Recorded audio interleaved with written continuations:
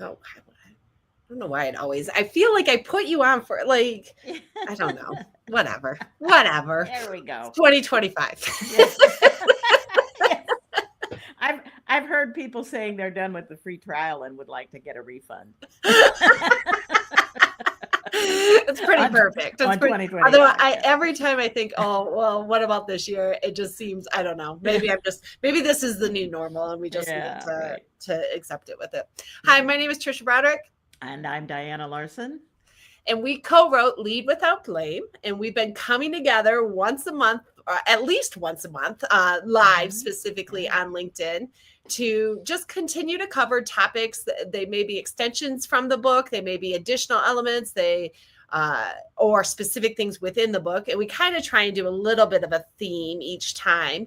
But they're unscripted, and oh, look at that! Oh, I do like that the without blame is almost like see-through right now with Yeah. Yeah, that's really weird. Yeah. Yeah.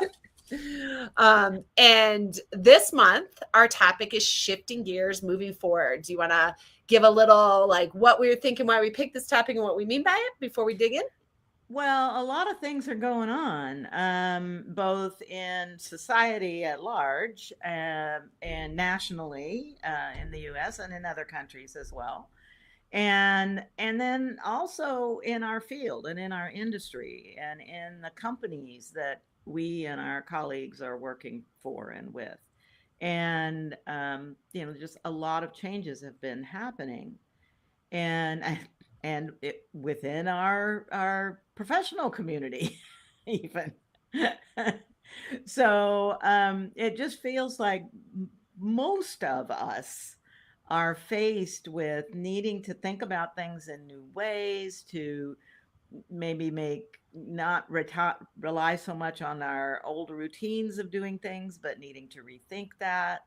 So shifting gears, and over the holidays, I think, if I'm going to continue this metaphor, I think we tend to downshift. We tend to go to a lower gear to just kind of give ourselves some pause, some comfort, some line of sight. But now it's January and we got to upshift again into My how. inbox is full. Yes, yes, yes. So yeah, so shifting gears. How are we? So it's not just change, but it is also kind of embracing what's on the horizon, what's new. How are we changing our thinking about these things, as well as our actions? So anyway, that's what I thought about it. Yeah. So I was thinking a lot about that. I mean, it, honestly, when we picked it in December at our last one because we always set our next date for the next Yeah. one, and it just sounded good when we were talking about it. But today, as I'm coming on, these are unscripted, and I was thinking, what am I thinking about as I'm doing it? And you're right, like there's just already been so much that it could have been really easy for me to just have an emotional reaction and just like throw up my hands um or be frustrated by and going, okay, what am I going to do with this, right? What am I going to turn this into, or what do I need, who do I need to be for it? And so I actually was even thinking on the shifting of the gears of on a individual kind of what does it mean, but also mentally as well as tactically, if that makes sense. Mhm. Mhm. And so I was like, wow, I kind of really need this conversation. Yeah. Funny how that seems to happen almost every month for both of us. It's like, oh yeah, this is. We were smarter than we thought last month when we picked this topic. Or the universe or something, I Yeah, don't know. right. So what's something that when you're finding you just got new information, right? Yeah. It's unexpected, it's things, and it's going to take a shifting of a gear, right? It's going to Mhm. take a completely, what's something you have to do to get mentally to that spot? Well, it's funny because my brain is like um, trying to play with the metaphor quite a bit. And I'm thinking about, when we shift gears in a vehicle, it's when the revs get too high, and we need to bump into the next place where we can have a little comfort for a while until we have to keep going. And I think that is a sign for me, is when things start feeling too much is happening, it's stressful, is when I do need to take a big deep breath and say, okay, what's the shift? Where do I what how do I need to think about this differently? How do I, what are some other ways I can think about this? What how do we move forward and kind of let some of the stress go, because the stress holds us back, right? That where the feelings of stress and anxiety hold us back. And I, that's and one big way, actually, now that I think about it, is reaching out to other people and acknowledging. I've had a bunch of folks just in the last couple of weeks through various channels who've been telling me, that they're feeling anxious right now. They've got some anxiety, or they've got this, whether it's about work stuff or family stuff or whatever it is. And then, we communicate about it, whether we talk or whether we're emailing or messaging back and forth. And then it's like, oh, well, that was helpful.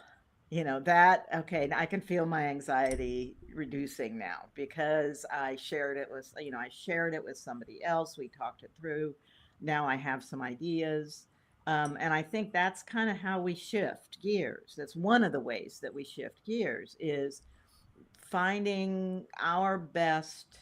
For me, talking about it with somebody is one of my best strategies, right? That is what helps me shift gears. It helps me think about things in new ways because I'm kind of an external processor. But whatever allows you to have that time to find different ways of thinking about the situation when your revs are too high, and so you need to shift into a gear that's going to allow you to move forward more smoothly. Yeah, excuse me. Yeah. Have a drink of coffee. I think to add to that a little bit is I find that I have to, so let's say something's happening that I'm not really liking, and I got to shift gears into what this new world is going to be, or this new Yeah. I'm not even ready to call it an opportunity yet. Mm-hmm. And maybe it's a change in organizations, change in location, it's a whatever it might be that's causing the anxiety and things like that. Yeah. There's a career, right? I've had Yeah. multiple career changes in my life in terms of what I've specialized in, and yet it doesn't, in hindsight, it doesn't feel like changes. It just felt like a journey, but in the moment it felt like significant shift and a change. And I think one of the things that I benefit from in doing it is almost honoring the identity that the previous shift or year had for me. Like this is what my identity. I was a developer. I was, or I was an individual contributor, and that was my identity. That was my security. This is how it served me. This was my identity. Now, if I'm shifting gears into leadership, or I'm becoming an executive, or I'm now going independent, whatever the shift was that I needed to make, but I'm having anxiety. There was a part of me that I think I needed to honor the identity that I had spent building, crafting, honoring, supporting, that I was like now letting go of. Right. Like I am now no longer an IC. I am no longer a practitioner. These were identities that I had invested in, that I had cared for, that were important, that were part of my identity to how I described myself. And so for me to be able to shift gears, me to be able to take full advantage, me to be able to make something an opportunity, I almost needed to honor that wasn't waste, wasn't useless, like wasn't wrong, but was what helped get me to this point. And it seems so logical when I'm saying it out loud, but if I don't do that, I find I like try and hold on, like, no, this is all that matters. Like, and I can even remember physically doing it when I was like, I could never respect a manager that's of developers that never developed. And then I'm going, okay, yeah, I can. Right. But like, that was because I was trying so hard to hold on to my developer identity that it seeped in other ways that didn't allow me to truly shift gears. Right. Right. Well, and I'm thinking, as you were talking, it made me kind of triggered in me, well, what does this mean in terms of the leaders that we are speaking to in Lead Without Blame? That what is the gear shift that people might need to make to go from being the leader that they have been and having the leadership style, maybe their organization encourages more directive or more punitive ways of leadership or those kinds of things. And if we're asking folks to actually shift gears into thinking about how they lead and letting go of those blaming and punishing and behaviors and judgmental behaviors and looking for things that encourage people's really encourage people's productivity, team productivity, resilience. I mean, right in today's world, I've started seeing the word resilience a whole lot more. I have too. Like, and I don't know if that's just because my brain is primed for it, but I've seen it everywhere. I think there's some of that, but also, the speed of change has not slowed down. And the need for that being able to kind of keep shifting gears as we speed up even more and more. And then, know when we need to, I'm going to let go of the metaphor now, but there is that, and it is part of the challenge to going from a more traditional way of leading or of the expectations for leadership in your organization to thinking about it in a different way that says, that's not motivation. This is how motivation actually works when we're actually working with teams. How am I going to shift my gears to think about motivation in a new way and team motivation? And where does that come from? It comes from within the team. Well, so how do I create the conditions for that to emerge? And so that people are the other word I've been hearing a lot about is accountability and responsibility. And we talk about that quite a bit in the book, and the idea of people craving the opportunity to take accountability and then be responsible in how they do that, but that it has to be a choice, that people have to step into that. We have to create the conditions where people feel safe saying, yes, I will be accountable for this. And teams will feel safe. They won't sacrifice their psychological safety in their team in order to accept accountability for something, because that might mean they end up being punished if it turns out they can't follow through or whatever happens. So I think there is a big implication there for people who are in leadership positions, formal or informal, in today's world. How do we be effective at that? And how is that different from, like you said, what my identity as a leader was before? My identity as a leader now is got to be this person who makes space for high performance, for productivity, for resilience, for learning to happen. Because the people who are working together on the team may or may not have the skills or experience or background in order to do that. What we do as leaders is we role model how to do that. Yeah. And to think in terms of, I'm not just directing traffic, but I'm actually role modeling the way I want people, the way I think will be most helpful for people to go, is a whole other way of thinking about it. Well, I think that's my other tip or realization in this was tied to the role model part is like I am as a leader trying to help other people shift gears. Am I being what's the narrative I'm telling myself about times that I've shifted gears? And so I think every time I feel that anxiety, I feel those things, I think I reinforce and remind myself it's kind of like a version of the what's the risk or what the Yeah. 5 whys is like what did happen the last time I had to shift gears and what good came, like what amazing things came out of me choosing to leave practitioner mode, go consultant, and move to Colorado. Like Right. here I got to write a co-write a book with Diana Larsen, like right, like and to remind myself of all the times that when I've shifted gears, Right. changed my that stuff, what came from it, what unexpected amazing, and then I can start to see the new things as potential opportunities. But it helps me to then be a better role model, Right. better mentor for other people, because then I can use those stories and I don't talk in terms of the negative part of the fear of the story of the shifting gears. I can honor it, I can respect it, but I can also give examples, highlight, reinforce what's possible from creating that space and creating that opportunity. And so I think that's the other thing is I spend a little bit of time reflecting back, making sure I'm not being negative in my storytelling, which I have a lovely ability to do. I have a talent in Yeah. that ability. In fact, we on the side as I open, I was like, okay, Diane, I need you to check me because I'm like, am I being mean? and I have this wonderful talent of it, but it's not a good role model, right? It's not setting, because I would be so mad if somebody else did that to themselves, but yeah, I'll do it to myself. And so I really have to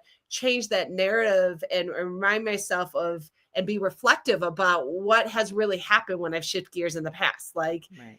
it doesn't mean it's easy. It doesn't mean that it's smooth. It doesn't mean it's without challenge, but what has come from those switches and those gear changes. Right. Right. Yeah, and it's every time I'm thinking about one change that both you and I made was in our decisions to leave the Agile Alliance board when we did. Oh, yeah. At completely separate times for completely separate reasons, but that was a very, for me, and I just in our conversations, I know for you, that was a very fulfilling role. We felt, I felt I was contributing to the community, and I knew it was time to move on, both because of term limits and because I just thought it was time to move on. And then managing that shift from, well, now I'm a former board member, I'm a former chair, I'm a former, but now I'm embracing something new.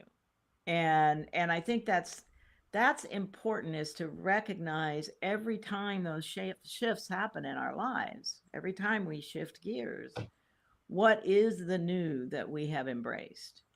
And that's a part of your what are we how are we benefiting? Yeah. And I think you just made me realize something as well is it's not just what new are you embracing, but you gave like your, I mean, not specifically your spot, but your choice in that shift gave someone like me an opportunity. Yeah.